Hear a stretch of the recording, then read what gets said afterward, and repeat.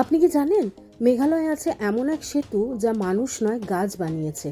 Double decker living root bridge, নেচারের ওয়ার্কশপে গড়া।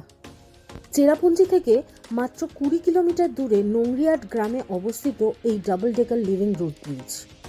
এটি তৈরি হয়েছে ইন্ডিয়ান রাবার ট্রির জীবন্ত শিকড় দিয়ে, যা বছরের পর বছর ধরে হাতের সাহায্যে গাইড করে তৈরি করা হয়েছে।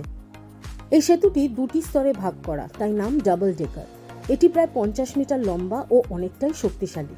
প্রতিদিন গ্রামের মানুষ ও পর্যটকরা হেঁটে যান এর উপর দিয়েই। এখানে পৌঁছাতে হলে আপনাকে 3500 সিঁড়ি ভেঙে নামতে হবে তিরনা গ্রাম ধরে। যাত্রাটা ক্লান্তিকর হলেও সৌন্দর্য অবর্ণনীয়।